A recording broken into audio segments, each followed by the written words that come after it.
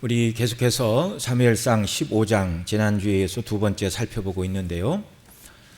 이게 성경을 이제 구약성경, 오경, 역사서, 이제 성문서 이렇게 구분을 하자면 우리가 살펴보고 있는 이 사무엘상은 이제 역사서에 해당이 되겠습니다. 지난번에도 말씀을 드렸는데 모세 오경만 있어도 구약 시대의 백성들은 하나님을 섬기는데 전혀 문제가 없어요. 계명이 무엇이고 또 죄를 지었을 때는 성전의 제사 제도를 통하여 어떻게 해야 되는지, 그 다음에 백성들 사이에 송사가 생겼을 때는 그 자세한 재판 그 율법의 시행세칙인 이제 율례 법도 재판법에 대해서 잘 이렇게 말씀을 해놓고 있기 때문에 창세기, 출애굽기, 레위기, 민수기, 신명기 이렇게 모세오경 율법만 가지고도 구약 백성들이 살아가는데 문제가 없었다 그 말입니다. 그러니까 이제 모세 시대의 백성들은 이제 그 말씀 붙들고 살았죠. 근데 시간이 지나면서 선지자들을 통하여 이런 역사 속에 있었던 사건들을 이렇게 기록해 주셔서 오늘 우리에게는 성경으로 주셨는데 이 이유가 무엇인가? 사도 바울이 말했죠. 우리의 거울로 주신 것이니라. 그래서 하나님의 말씀대로 살아야 된다는 원론이 모세오경이라면 그 말씀을 붙들고 순종하며 믿음으로 살아간 사람들의 모습과 그렇지 못한 사람들의 모습이 역사 속에서 어떻게 그 모습을 드러내고 있는가, 이걸 보여주고 있습니다. 그런 의미에서 우리가 계속 살펴보는 사울 왕은 하나님이 기뻐하시지 않는 모습으로 살아간 사람이라는 것이 성경 곳곳에서 발견되고 있고, 또 이제 사울 다음에 등장하는 다윗은 하나님께서 택하시고 은혜 주신 백성의 삶이 어떠해야 하는가, 이걸 계속해서 비교해 주고 있죠. 물론 하나님의 택한 백성, 은혜 받은 다윗도 범죄하고 죄를 짓습니다. 그러나 계속 살펴보는 것처럼 죄를 범죄하고 난 다음에 책망을 받을 때 그 책망을 받고 하나님 앞에 보이고 있는 자세가 다르다는 것을 우리가 계속 확인하게 됩니다. 그래서 이런 말씀들을 통해서 과연 나는 하나님을 경외하는 믿음의 사람의 원리로 순종하며 살고 있는가, 그렇지 않는가, 우리 자신에 비추어서 이 말씀을 적용해야 하는 것이죠. 사무엘상 15장은 여호와께서 사울 왕에게 아말렉을 진멸하라는 명령으로 시작이 되고 결론은 그 명령에 온전하지 순종하지 못한 사울 왕을 하나님께서 버리시는 일로 끝나는 아주 비극적인 내용을 담고 있습니다. 만일 여호와께서 아말렉을 진멸하라 말씀하신 대로 사울 왕이 순종했더라면 그는 앞으로도 일평생 하나님의 능력의 손에 붙들려 쓰임받는 정말 존귀한 일꾼으로 길이길이 남았을 것입니다. 그런데 그런 일은 일어나지 않았습니다. 사울은 아말렉과의 전투에서 승리한 후에 하지 않은 일이 무엇이죠? 아말렉을 진멸하라. 그러니까 남자 군인뿐만 아니라 여자와 어린아이, 그 다음에 그 아말렉에 속한 모든 우양, 가축, 짐승 다 죽이라. 이게 하나님의 단호한 명령이었어요. 그런데 아각 왕을 살려두었고 그리고 소떼와 양떼 중에 좋은 것을 멸하지 않았다. 그리고 진멸하지 않았을 뿐만 아니라 아말렉과의 처음에 전투에서 승리를 거둔 모세 시대는 여호와께 단을 쌓았는데 여기 사울은 아말렉과의 전투에서 승리한 다음에 갈멜에 가서 자기를 위하여 기념비를 세웠다. 이것도 살펴봤죠. 자, 이런 일련의 사울의 모습을 보고 여호와 하나님께서 사무엘에게 말씀하십니다. 내가 사울을 세워 왕 삼은 것을 후회하노니 그가 돌이켜 나를 쫓지 아니하고 내 명령을 이루지 아니하였음이니라. 이게 지난주에 인간적인 표현이라고 말씀을 드렸습니다. 자, 오늘은 하나님 말씀대로 온전히 순종하지 않은 사울 왕에게 하나님께서 선지자 사무엘을 보내시어 그가 무엇을 잘못했는지, 그리고 하나님께서 당신을 버렸다라는 선포를 하게 하십니다. 자, 오늘 본문 13절부터 보겠습니다. 13절 같이 읽습니다. 시작. 사무엘이 사울에게 이른즉 사울이 그에게 이르되 원컨대 당신은 여호와께 복을 받으소서. 내가 여호와의 명령을 행하였나이다. 자, 사무엘이 자기를 찾아오자 사울은 아주 환대를 하고 있어요. 원컨대 당신은 여호와께 복을 받으소서. 내가 여호와의 명을 행하였나이다. 그러니까 정말 이 말을 할 때 지금 사울은 전쟁에서 승리한 것이 기쁘고 하나님이 승리를 주신 것도 기쁘고 그래서 여호와께 복을 받으소서라고 굉장한 환대의 말로 지금 사무엘을 맞이하고 있는 것입니다. 그러면서 내가 여호와의 명령을 행하였다 떳떳이 이렇게 말하고 있죠. 자, 고의로 자기는 잘못한 것이 없다고 거짓말로 속이면서 이렇게 말을 하는 것인지 아니면 자신이 정말 행한 일 중에 무엇이 잘못인지를 모르고 있는 것인지는 사울 본인만 알겠죠. 그러나 고의로 속이면서 여호와의 명령을 다 행하였다고 말하는 것이라면 자신이 하나님도 속일 수 있다는 대단한 착각을 하고 있는 것이고요. 아마도 이 두 가지 생각이 다 가지고 있었을 거예요. 또 만일 자기가 그렇게 큰 잘못을 한 것이 없다 생각을 하고 내가 여호와의 명령을 다 행했다 이렇게 말한다면 그는 정말 하나님의 뜻에 관심이 없는 사람이었습니다. 뭐 둘 다라고 봐야 되겠죠. 왜냐하면 하나님의 뜻을 온전히 살피는 마음이 없으니까 다 행했다 이제 이렇게 말할 수도 있다 그 말입니다. 앞 시간에 말씀드린 대로 진멸하라는 히브리어 말이 헤렘이라는 뜻이었는데 이건 여호와께 바쳐지고 봉헌된 것이니 사람이 손을 댈 수 없다 그런 의미라고 그랬죠. 그래서 이 헤렘이라는 건 여호와께 바쳐진 것, 이제 첫 번째 곡식을 여호와께 바쳤고 그 다음에 가나안 땅의 첫 성 여리고의 모든 것을 다 하나님께 바쳐라. 사람은 다 진멸하고 모든 재물들은 다 여호와의 곳간에 드려라. 그게 헤렘이라는 뜻이라고 말씀을 드렸어요. 아말렉을 진멸하라라는 그 진멸이 다 여호와의 것이니 다 봉헌되었으니 사람이 손댈 수 없다. 그래서 이 헤렘이란 말, 바쳤다는 말을 레위기 27장 28절 29절에서는 이렇게 말했습니다. 오직 여호와께 아주 바친 그 물건은 사람이든지 생충이든지 기업에 바치든지 팔지도 못하고 속하지도 못하리니 바친 것은 다 여호와께 지극히 거룩하며 아주 바친 그 사람은 다시 속하지 못하나니 반드시 죽일지니라 이렇게 말하고 있습니다. 바쳤다, 진멸하라 같은 헤렘이라는 단어라고 말씀을 드렸습니다. 하나님께 바쳐진 것이니 진멸하라. 그러면 이 말씀은 타협의 여지가 없는 말씀이에요. 이스라엘 왕이 이 말을 깨닫지 못하고 그래서 아각을 죽이지 않고 소와 양떼의 좋은 것을 하나님께 제사 드리기 위하여 남겨놓았다고 생각을 하면 하나님의 마음과 뜻과 하나님의 공의와 거룩에 대해서 전혀 알지 못하고 있는 사람이라 그 말입니다. 이건 정말 심각한 일이에요. 오늘 본문 14절에서 사무엘은 모든 것을 순종했다고 말하는 사울의 말이 거짓임을 이렇게 드러내죠. 14절 같이 읽습니다. 사무엘이 가로되 그러면 내 귀에 들려오는 이 양의 소리와 내게 들리는 소의 소리는 어찌 미니까. 다 진멸하라고 하셨는데 여기 울고 있는 소와 양떼는 뭡니까? 지금 이렇게 묻는 거예요.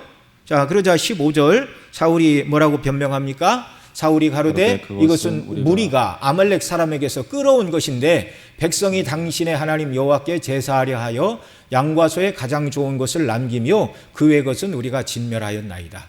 그러니까 아직도 뭐가 죄인지를 몰라요.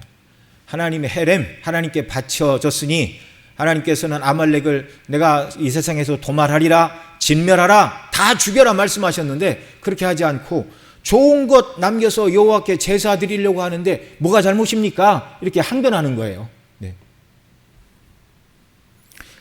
자, 이 말 역시 두 가지 면에서 잘못됐죠. 첫째, 진멸하라는 말씀을 무시하고 제사하기 위하여 남긴다는 것 자체가 불순종입니다. 사울의 말은 하나님의 말씀대로 다 죽여 없애느니 여호와께 제사하는 것이 낫지 않겠습니까? 죽여 없애는 것보다야 제사를 드려 영광도 돌리고 또 화목제를 드리고, 화목제는 그 특징이 뭐죠? 제사를 드린 사람과 그 다음에 그 이웃을 다 초청해서 하나님 주신 은혜를 함께 나누며 나누어 먹는 제사가 화목제입니다. 그러니까 다 죽여 멸하고 파묻고 이렇게 하느니 하나님께 번제도 드리고 그 다음에 화목제를 다 드려가지고 이 튼실한 소와 양떼를 일부는 화목제로 드리고 나머지 고기는 전투에 나가서 싸운 군인들하고 다 하나님 주신 승리를 기념하며 나누어 먹으면 얼마나 좋겠습니까? 지금 이렇게 말하고 있는 거예요. 여러분 생각은 어떻습니까? 다 진멸하라는 하나님의 말씀이 좀 야속해 보이고 화목제를 드리고 남은 것은 사람들끼리 전투에 나간 군인들이 함께 하나님 앞에 제사하고 나누어 먹으면 훨씬 더 유익하다고 말하는 사울의 말 중에 여러분은 어떤 말이 더 솔깃하십니까? 예. 본성은 뭐라 말한다 할지라도 하나님 말씀대로 우리는 항상 판단하고 기준을 내려야 하는 줄로 믿습니다. 여러분, 이 사울의 말은요, 자기 방식대로 하는 것이 하나님의 방식보다 더 하나님을 영광스럽게 할 수 있고 하나님의 말씀대로 하는 것보다 내 방식대로 하는 것이 백성들에게 훨씬 유익이요 용기를 줄 수 있다고 말하는 것, 여러분 이거 자체가 불순종이요 교만인 줄 믿으시기 바랍니다.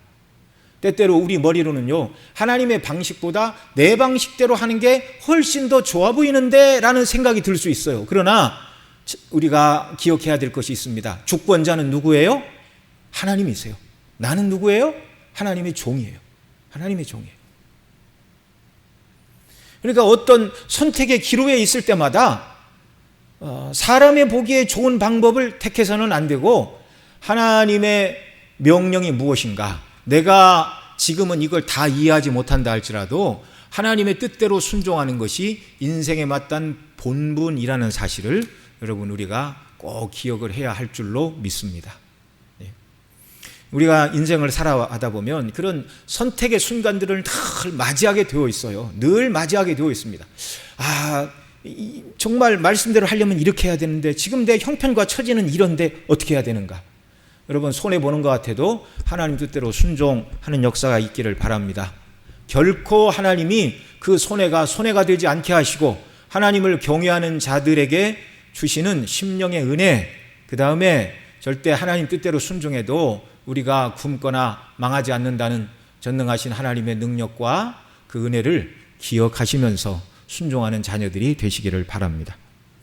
뿐만 아니라 둘째로 내가 다른 건 다 진멸하고 여호와께 제사하려고 좋은 것만 끌고 왔습니다, 이 말이 또 거짓말입니다. 사울이 남긴 소떼와 양떼 모두가 여호와께 제사하기 위한 용도라는 것은 너무나 거짓말이에요. 한두 마리가 아니고 좋은 것을 다 남겼습니다. 자, 이걸 왜 남겼다고 그랬죠? 지난주에도 말씀을 드렸는데 이 뒤에 24절 25절에 가면 내가 백성들을 두려워하여 다 죽이지 못했습니다 그렇게 말했는데 사울은 평생 누구를 의지했다고요? 힘 있는 자, 용맹 있는 자를 곁에 두었습니다. 용병을 곁에 두었습니다. 그래서 힘 있고 용맹한 용병들을 자기 곁에 두고 싸움을 시키면 뭘 줘야 돼요? 용병에게는 돈을 줘야 돼요. 그러니까 그들이 나가서 싸운 건 우리인데 뭐 이번 전투에는 아무것도 없습니까? 이 좋은 것 중에 좀 남겨서 우리도 조금 같이 나눕시다, 이런 백성들의 요구에, 군사들의 요구에 그는 꼼짝하지 못했어요. 자, 이런 사울에게 선지자 사무엘은 하나님의 말씀을 선포합니다. 16절로 19절 사무엘이 사울에게 이르되 가만히 계시옵소서. 간밤에 여호와께서 내게 이르신 것을 왕에게 말하리이다. 가로되 말씀하소서. 사무엘이 가로되 왕이 스스로 작게 여길 그때에 이스라엘 지파의 머리가 되지 아니하셨나이까. 여호와께서 왕에게 기름을 부어 이스라엘 왕을 삼으시고 또 왕을 길로 보내시며 이르시기를 가서 죄인 아말렉 사람을 진멸하되 다 없어지기까지 치라 하셨거늘 어찌하여 왕이 여호와의 목소리를 청종치 아니하고 탈취하기에만 급하여 여호와의 악하게 여기시는 것을 행하였나이까. 여러분, 이방 나라들은 왕이 결정하면 끝이지요. 다른 이의를 제기할 수 없습니다. 그러나 이스라엘은 인간 왕이 있어도 그 인간 왕은 여전히 여호와 하나님의 종으로서의 왕입니다. 대리왕일 뿐입니다. 이스라엘의 진정한 왕은 여호와 하나님이십니다. 인간 왕을 부르신 여호와 하나님의 사울에 대한 평가가 17절이죠. 사무엘이 가로되 왕이 스스로 작게 여길 그때에 이스라엘 지파의 머리가 되지 아니하셨습니까? 여호와께서 왕에게 기름을 부어 이스라엘 왕을 삼으시고. 그러니까 사무엘이 말합니다. 사울 왕이여, 당신이 스스로 작게 여기고 겸손히 행할 때 하나님이 겸손한 당신을 높여 이스라엘 지파의 머리 곧 왕으로 기름을 부어 주권자를 삼아 주지 않으셨습니까? 그렇다면 왕이 된 다음에도 여전히 하나님 앞에 겸손하게 하나님을 높여야 하는데 왜 그렇게 하지 않습니까? 그 말이죠. 하나님 앞에 겸손할 때 하나님이 사울을 높여 주셨습니다. 겸손하여 왕이 되었으니 왕이 되었어도 끝까지 그 겸손을 유지해야 한다는 말입니다. 여러분, 하나님의 일꾼의 자세가 무엇이죠?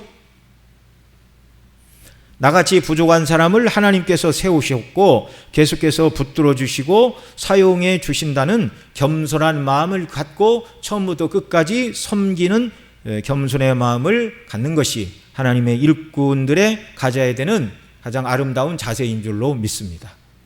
여러분, 여기 있는 목사도 그렇고 교회 어느 직분이라 할지라도 그걸 능히 감당할 만한 능력과 자격이 돼서 하나님께서 정말 그런 직임을 준 사람이 어디가 있습니까? 없어요. 이 모든 직임은 하나님께서 지명하여 은혜로 주신 직분들입니다. 그러니까 겸손하게 기도하면서 긍휼을 강구하면서 모든 직분을 감당을 해야 돼요. 하나님께서는 겸손하게 하나님의 뜻을 실행할 것을 18절에는 이렇게 말씀하셨습니다. 또 왕을 길로 보내시며 이르시기를 가서 죄인 아말렉 사람을 진멸하되 다 없어지기까지 치라 하셨거늘. 그러면 어떻게 해야 돼요? 이대로 하면 되는 거예요. 여호와의 원수요 대적인 아말렉을 하나님이 진멸하라고 하셨습니다. 그런데 사울은 어떻게 했습니까? 하나님이 섭섭하셔서 이렇게 말하죠. 19절 어찌하여 왕이 여호와의 목소리를 청종하지 아니하고 탈취하기에게만 급급하여 여호와의 악하게 여기시는 것을 행하였나이까. 사울은 여호와께 제사하기 위하여 양떼와 소떼의 좋은 것을 남겼다고 말하지만 하나님은 사울과 그 백성들이 하는 일을 보셨어요. 탈취하기에 급급한 일. 제사 지낸다는 건 이만큼의 빌미이고 나머지 좋은 것들을 다 탈취하여 자기들의 소유물로 삼으려는 악한 마음을 하나님이 보셨습니다. 겸손을 버리고 어찌 여호와의 목소리를 청종하지 않고 소와 양떼를 탈취하기에만 급급하여 여호와께서 악하게 여기시는 이 일을 행하였습니까? 라고 이렇게 묻고 있는 것입니다. 자, 이 사무엘의 책망에 사울의 변명이 20절로 21절입니다. 우리 같이 읽습니다. 사울이 사무엘에게 이르되 나는 실로 여호와의 목소리를 청종하여 여호와께서 보내신 길로 가서 아말렉 왕 아각을 끌어왔고 아말렉 사람을 진멸하였으나 다만 백성이 그 마땅히 멸할 것 중에서 가장 좋은 곳으로 길갈에서 당신의 하나님 여호와께 제사하려고 양과 소를 취하였나이다. 여기 20절에서 내가 여호와의 목소리를 청종하여 아말렉 왕 아각을 끌어왔다 이렇게 말하죠. 하나님은 아말렉을 다 진멸하라고 했습니다. 그런데 그 말씀을 어긴 것이죠. 아각을 끌어왔다라는 말 자체가 진멸하라는 말씀의 불순종인데 왜 진멸하지 않고 끌어왔는가는 이유는 말하고 있지 않어요. 이유가 무엇이죠? 지난주에 말씀을 드렸죠. 아각과 협상을 해서 아각이 가지고 있거나 아각이 숨겨놓은 더 많은 재물을 받아낼 심산이었습니다. 그 아각을 죽이지 않았어요. 진멸하라고 그러는데 진멸하지 않고 아각을 살려두고 돈벌이의 대상으로 삼고 있습니다. 또 21절에서는 소와 양은 다 죽였는데 제사할 것만 남겼다 이렇게 말하고 있는 것이죠. 이것도 역시 거짓말이라고 말씀을 드렸죠. 자, 사울은요 전쟁의 목적은 이기는 것이고 이기는 자에게 탈취물을 나누는 것은 당연하다. 이방 나라의 전쟁관, 가치관을 가지고 여호와의 싸움을 싸운 것입니다. 전쟁에서 승리하고 여호와께 제사를 드리면 되고 나머지는 우리가 갖지 않으면 가지면 되지 않겠느냐. 이 마음을 끝까지 포기를 못하고 있는 거예요. 계속 변명을 하고 있습니다. 이 말에 대한 하나님의 대답은 무엇이었죠? 사무엘은 이렇게 말합니다. 22절, 23절 우리 큰 소리로 같이 읽습니다. 시작. 사무엘이 가로되 여호와께서 번제와 다른 제사를 그 목소리 순종하는 것을 좋아하심같이 좋아하 계시겠나이까. 순종이 제사보다 낫고 듣는 것이 수량의 기름보다 나으니 이는 거역하는 것은 사술의 죄와 같고 완고한 것은 사신 우상에게 절하는 죄와 같음이라. 왕이 여호와의 말씀을 버렸으므로 여호와께서도 왕을 버려 왕이 되지 못하게 하셨나이다. 아멘. 여기 유명한 말씀, 우리 그리스도인은 누구나 잘 아는 말씀, 순종이 제사보다 낫다라는 말씀이 이제 여기서 나오는 것입니다. 자, 사무엘 선지자는 하나님께서 무엇을 더 원하시는 분인가를 명확하게 제시하고 있습니다. 22절에 여호와께서 번제와 다른 제사를 그 목소리 순종하는 것 좋아하심같이 좋아하시겠습니까? 순종이 제사보다 낫고 듣는 것이 수양의 기름보다 나으니. 순종이 제사보다 낫다. 원문에는 순종이 제사를 능가한다, 그런 말입니다. 순종을 대신할 제사는 없다라는 말입니다. 번제와 화목제를 드림보다 그 목소리 청종하는 것을 하나님은 더 어떻게 하신다고요? 기뻐하신다고요. 이 말씀을 통하여 하나님께서는 사울에게 내가 원하는 내 뜻을 거스리고 드리는 제사가 아니라 내 말대로 하는 순종을 나는 원한다, 이걸 지금 말씀하시는 거예요. 하나님께서 제사 제도를 명하신 이유는 무엇입니까? 제사 제도가 왜 필요했죠? 죄 때문에 그래요. 죄가 없으면 제사 드릴 게 없잖아요.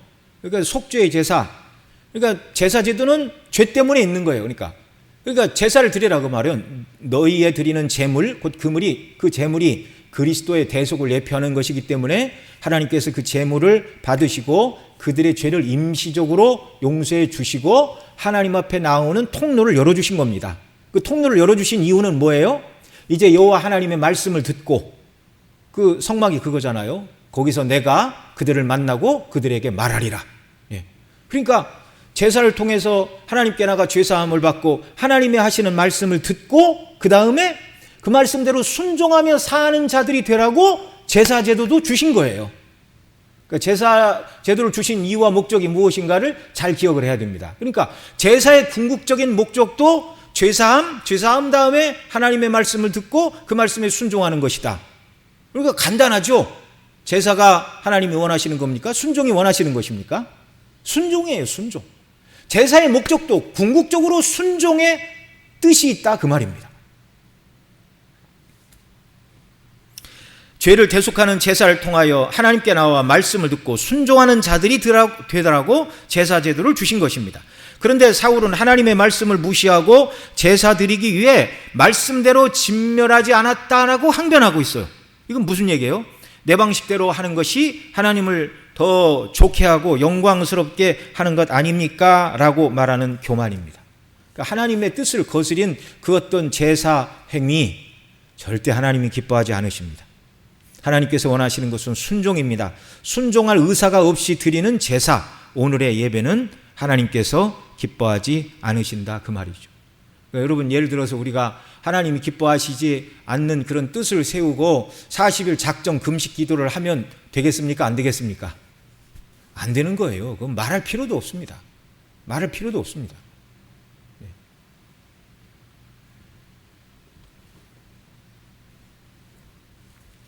그건 하나님을 능멸하는 일이에요.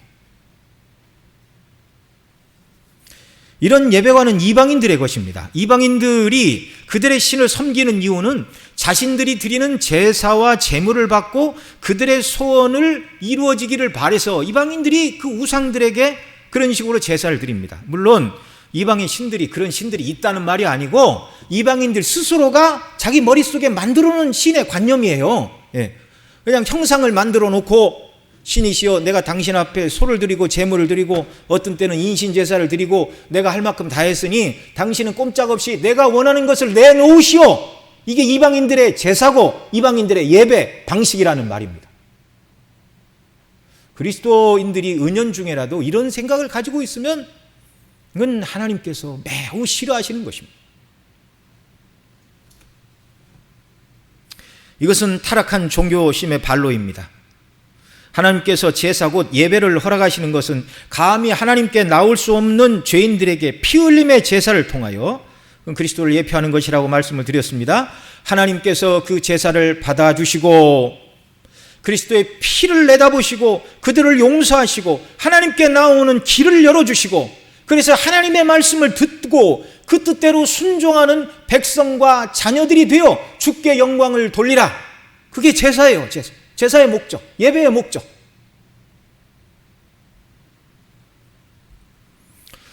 낮에도 말씀을 우리 살펴본 것처럼 번제단을 주시고 물두멍을 주신 것은 죄를 씻고 회개하고 하나님과 교통하는 생명의 복을 누리는 자들이 되라는 것입니다. 그런 자들이 장차 천국에서 주와 더불어 영생을 누릴 소망이 충만케 되는 것입니다. 이 목표. 어떤 경우에도 왕은 하나님이시고 어떤 경우에도 주도권은 하나님께 있습니다. 주님께 있습니다. 하나님께서는 삶 속에서 순종하지 않으면서 제사와 예배를 드림으로 불순종을 덮어보려는 인간의 마음, 하나님과 거래하거나 타협하려는 마음을 하나님은 너무나 잘 알고 계십니다. 사람이 내 신앙 방식으로 하나님과 타협할 수 있고 하나님을 설득할 수 있다고 생각을 하는 것은 오만입니다. 여러분, 하나님 뜻대로 순종하지 않으면서 우리가 금식을 하거나 헌금을 하거나 어떤 헌신을 하거나 이거 다 하나님 앞에 가증한 일들이라는 걸 알아야 됩니다. 오늘 본문 22절에서 하나님께서는 사무엘을 통하여 이 사실을 분명히 말씀해 주시죠. 순종이 제사보다 낫다. 하나님의 거룩한 뜻, 주님의 명령에 순종하는 것이 예배보다 귀한 것이다. 예배 이유가 뭐라고요? 하나님의 말씀을 듣고 하나님께 순종하기 위하여 예배를 드리는 것입니다. 이 원리가 신약에 와서도 마찬가지죠. 로마서 12장 1절 2절에 이렇게 말합니다. 그러므로 형제들아, 내가 하나님의 모든 자비하심으로 너희를 권하노니 너희 몸을 하나님이 기뻐하시는 거룩한 산 제사로 드리라. 이는 너희의 드릴 영적 예배니라. 너희는 이 세대를 본받지 말고 오직 마음으로 새롭게 함으로 변화를 받아 하나님의 선하시고 기뻐하시고 온전하신 뜻이 무엇이든지 분별하도록 하라. 이것을 영적 예배, 온전한 예배, 삶의 예배. 하나님이 저와 여러분을 그리스도 안에서 구원하시고 그리스도의 피로 우리 죄를 속죄하시고 하나님 앞에 나오게 하신 이유가 뭐라고요? 하나님의 이 말씀을 듣고 이 말씀대로 세상에 나아가 순종하며 산제사로 영광을 돌리는 자들이 되라고 저와 여러분을 그리스도 안에서 구원해 내신 줄 믿으시기 바랍니다. 이제 예배가 끝나고 집으로 돌아가시고 한 주일간의 삶을 살아가심에 있어서 사람 누구를 만나든지 어떤 일을 하든지 여호와 앞에서, 주 앞에서 내가 받은 은혜에 합당하게 하나님의 은혜의 영광을 찬미하고 높이는 삶을 살고 있는가, 항상 우리 자신을 점검하는 역사가 있기를 바랍니다. 그렇지 못하면 물두멍에 나가서 씻어야 돼요. 죄를 회개하고 하나님 뜻대로 순종하지 못했습니다. 어떤 그 심리학자들은 뭐 그런데요, 정신과 의사들, 그리스도인들은 맨날 죄 타령을 하니까 무슨 죄에 대해서 이렇게 막 너무 신경 과미적인 반응을 보이면서 살아간다고.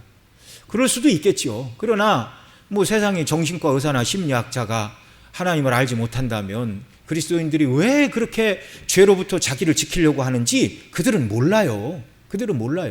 그들은 그저 마음 편안하게 자기가 원하는 세상을 살면 그만이다 이렇게 얘기를 합니다. 스트레스 받는 일이 있으면 뭐 그럴 수도 있고 저럴 수도 있으니 잃어버리세요. 네.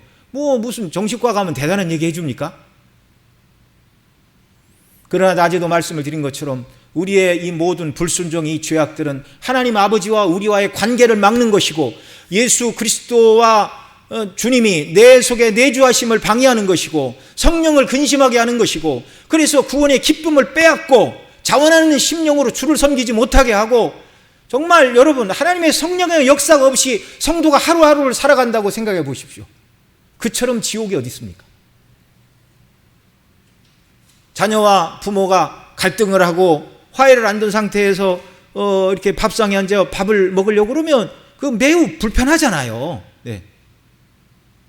저희 집 얘기는 아닙니다. 간혹 제가 이런 얘기를 하면 왜 아버지 그런 얘기를 해요 그러는데 저희 집 얘기는 아닙니다. 네. 여러분이 부부간에 이것도 저희 집 얘기는 아닙니다. 네.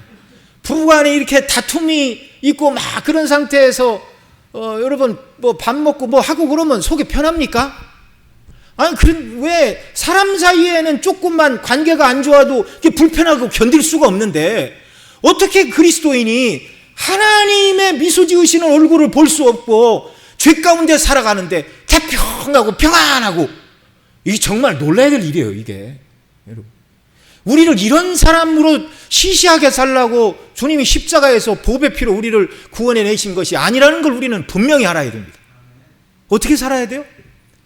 주님과의 생명의 관계가 은혜가 충만하고 그러니까 어느지 눈을 감고 주님만 부르도 그래 내가 너를 안다. 내 뜻대로 살려고 부단히 몸부림치는 너를 내가 안다.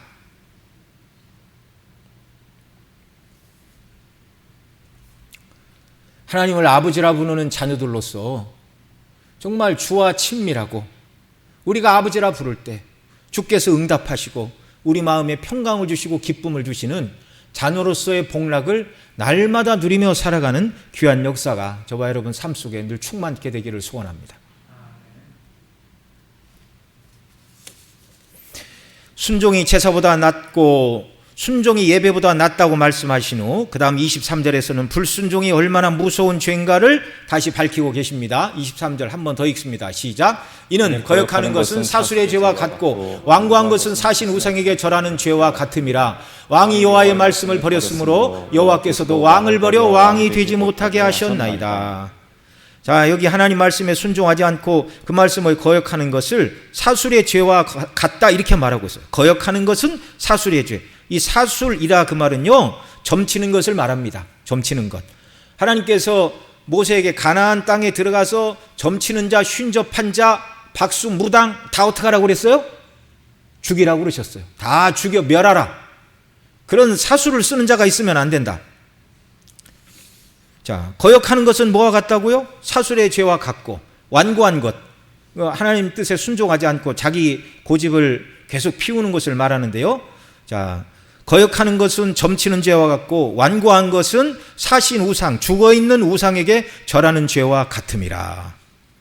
참, 지금 사울왕 네가 내 앞에서 이런 자다 그 말입니다.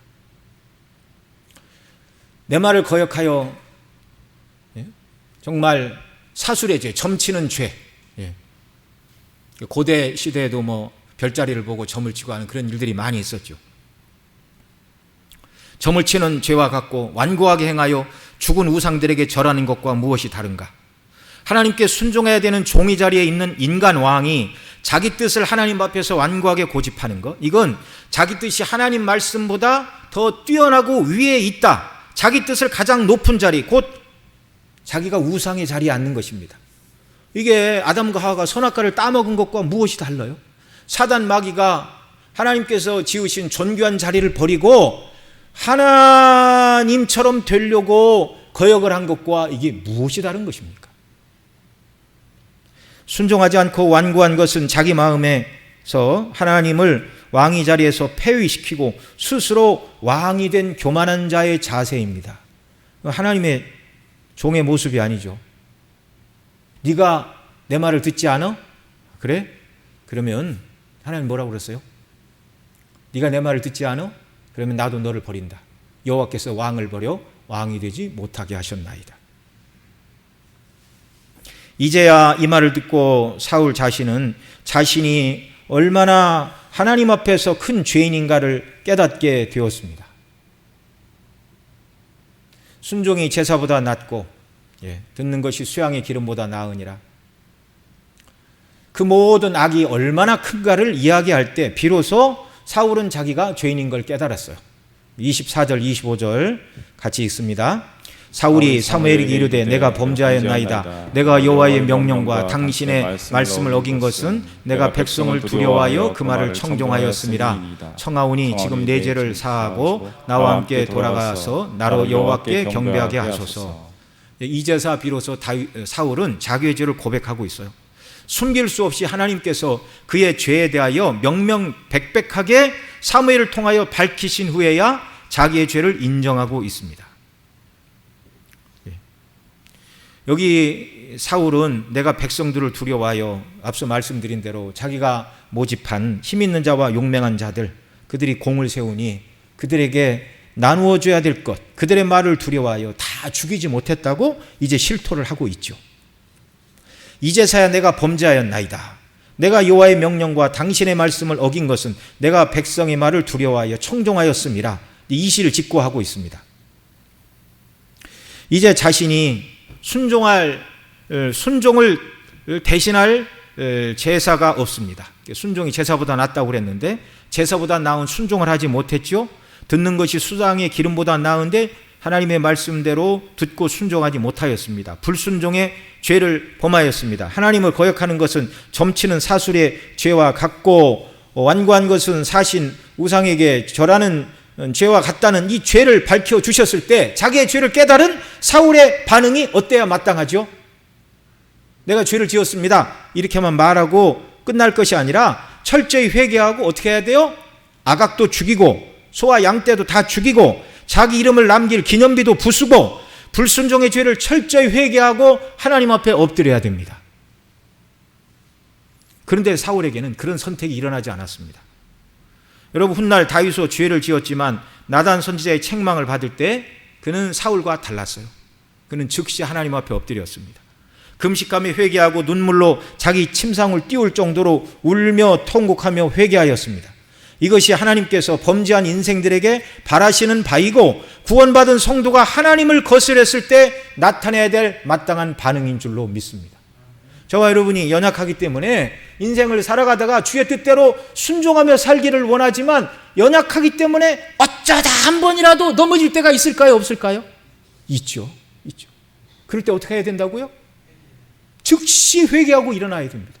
우리 기도회 때도 말씀을 드렸지만 아직 하나님이 징계가 견딜만 하네, 맷집이 세니까 조금 더 죄 가운데 있어 보지, 어리석고 어리석은 일입니다. 즉시로 회개하고 엎드려야 됩니다. 사울은 자기가 하나님의 은혜의 백성이 아니라는 것을 증거하고 있어요. 당신의 말을 듣고 보니 내가 죄를 지었습니다.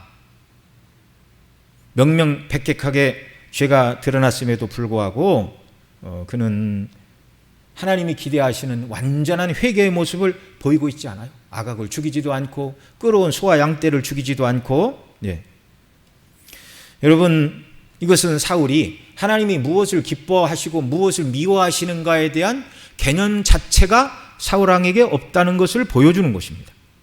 자기가 얼마나 하나님을 대적하고 실망시키고 공격하는 죄를 짓고 있는 죄인인지를 모르는 것이에요. 하나님께 버림받는다는 것이 얼마나 두렵고 가장 큰 저주인지를 모르고 있습니다. 한마디로 사울은 은혜 밖에 있는 사람의 모습입니다.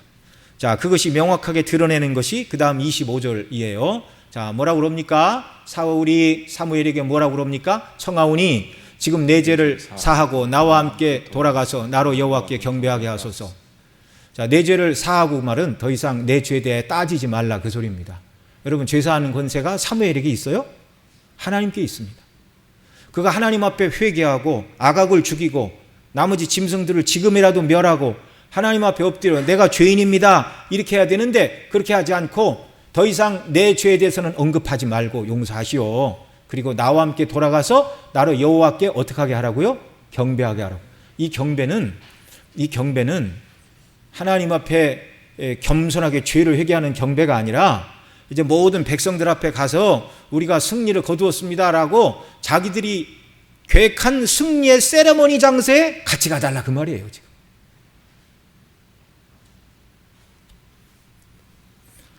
백성들의 핑계를 대고 있고 그 다음 하는 말이 엎드려 회개하고 금식하고 죄사함의 은혜를 구하는 것이 아니라 청하오니 지금 내 죄를 사하고 덮어달라는 말이라고 그랬죠.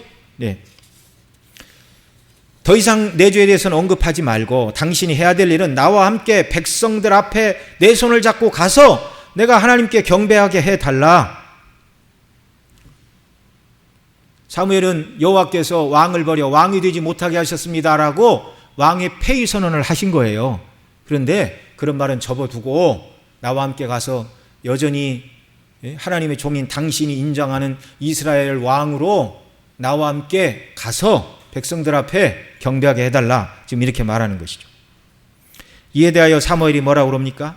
나는 왕과 함께 돌아가지 아니하리니 이는 왕이 여호와의 말씀을 버렸으므로 여호와께서 왕을 버려 이스라엘의 왕이 되지 못하게 하셨습니다 라고 떠나려 하자 사울이 사무엘의 무엇을 잡았습니까? 겉옷자락을 붙잡음에 찢어진지라. 사무엘이 그에게 이르되 여호와께서 오늘 이스라엘 나라를 왕에게서 떼어 왕보다 나은 왕의 이웃에게 주셨나이다. 그 이웃은 이제 누구지요? 다윗이 16장에 이제 등장을 합니다. 사울 왕은 하나님께서 당신을 버렸다는 선포에도 불구하고 지금 당장 자신의 체면이 중요한 사람이었어요. 앞으로 일어날 일들은 대처할 시간이 있으니 지금 나에게 중요한 것은 당신이 나와 함께 백성들에게 가서 나로 여호와께 경배하게 하여 백성들 앞에서 왕으로서의 내 체면과 위신이 깎이지 않게 해달라는 것입니다. 그래서 30절에 이렇게 다시 요청하죠. 사울이 가로되 내가 범죄하였을지라도 청하옵나니 내 백성의 장로들의 앞과 이스라엘 앞에서 나를 높이사 나와 함께 돌아가서 나로 당신의 하나님 여호와께 경배하게 하소서. 진실한 회개는 하지 않고 경건의 모양만 흉내를 내고 싶다 그 말입니다. 사울에게는 하나님과 생명의 관계, 영원토록 하나님과 그 나라에서 영원히 교제할 영생, 이런 것은 그에게 별로 관심이 없고요. 다만 왕으로 통치하는 이 땅, 그리고 현 시대만 그에게 중요할 뿐입니다. 백성들 앞에서 왕직을 잃고 싶지 않은 것이, 그것이 사울의 솔직한 심정이었어요.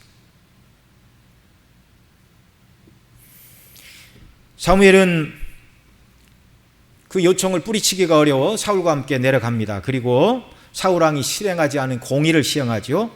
곧 아말렉 왕 아각을 끌어내어 죽이고, 그리고 자기 집 라마로 돌아갔고, 사울도 마음이 빠진 경배를 하나님께 드리고 자기 본집 기브아로 돌아갔다, 그렇게 말하고 있습니다.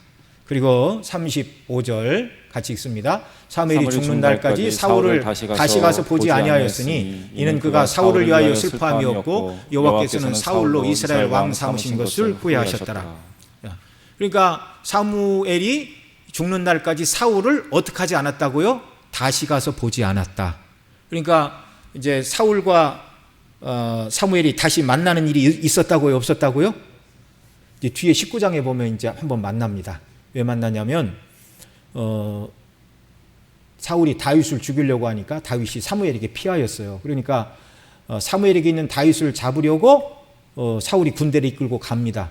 그런데 성령이 감동을 하시자 그가 거기서 이제 예언을 하고 하는 이런 일이 있었어요.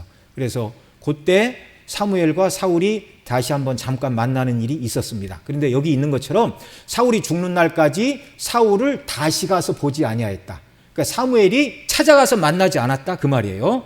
사울이 다윗을 죽이기 위하여 찾아와서 19장에 한번 만나기는 했지만 다시는 사무엘이 하나님의 말씀을 가지고 사울에게 찾아가 회개를 촉구했거나 또는 여호와 하나님께서 사무엘을 통하여 사울에게 어떤 다른 명령을 내리셨거나 하는 공적인 여호와의 종으로서의 왕의 직무를 감당한 많은 일을 하나님이 시키지 않았다 그 말입니다. 그러니까 여기 여호와께서 왕을 버려 왕이 되지 못하게 하셨나이다 라는 이 순간부터 육신적으로는 사울이 이스라엘의 왕이었을지 모르지만 하나님의 종으로서의 왕은 아니었습니다. 지난주에도 이 일이 사울 왕의 통치 초기였다고 말씀을 드렸고 사울이 40년간 왕위에 있었다고 말씀을 드렸죠. 이게 뭐 사울의 재위 1년, 2년, 3년, 4년, 5년 몇 년에 있었는지 정확하게 성경은 말씀하고 있지 않지만 30년 넘는 세월을 성령의 감동과 도우심 없이 다윗에 대한 미움과 그 다음에 여호와의 부리신 악신에 붙들리고 자기의 왕위를 잃을까 봐 전전긍긍하며 두려워 떨며 살아갔습니다. 그는 육신적으로 왕이었는지 모르지만 평안함이 없었어요. 왕이 되지 않는 것보다 훨씬 못한 고통의 삶을 살다가 비참하게 죽고 말았습니다. 말씀을 맺습니다. 무엇이 사울로 하여금 하나님의 말씀에 순종하지 못하게 하신 것이죠? 그에게는 잘못된 두려움이 있었습니다. 하나님의 말씀대로 살지 못하는 것이 두려움이어야 하는데 그는 하나님 대신 백성, 사람들이 두려운 사람이었어요. 용맹하고 힘 있는 자가 두려웠어요. 자기 옆에서 싸워주는 그런 장수들의 말을 꺾을 수가 없었어요. 하나님께서 당신을 버려 왕이 되지 못하게 하셨다는 말을 듣고도 통에 자복하지 않았습니다. 그가 원한 것은 나와 함께 내 백성의 장로들 앞에 내려가 내 체면을 세워달라. 하나님을 두려워하지 않았고 그에게는 하나님의 면전에 서게 된다는 이런 하나님을 만나야 된다는 이런 영적인 의식이 그에게는 없었어요. 눈에 보이는 세상이 전부인 사람이었습니다.